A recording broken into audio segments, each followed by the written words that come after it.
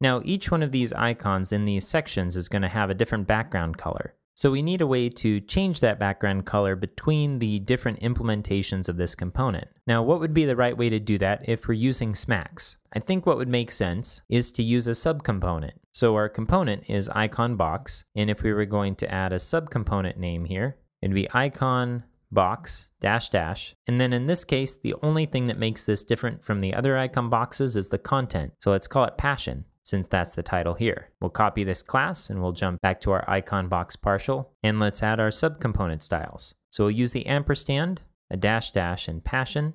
Again, that's going to create dot icon box dash dash passion. We'll add our brackets. And so now we need to specify the icon box icon within this, so we can nest this in order to prepend icon box passion. And then when this selector gets generated, it will add a space if we use a new selector here. And we'll do icon box icon. And in here, we're going to change the background color to purple. So I'll cut the background color here. We'll save it, go back to the browser and refresh. And great, we have a purple here. Now this might not be the exact purple that we want.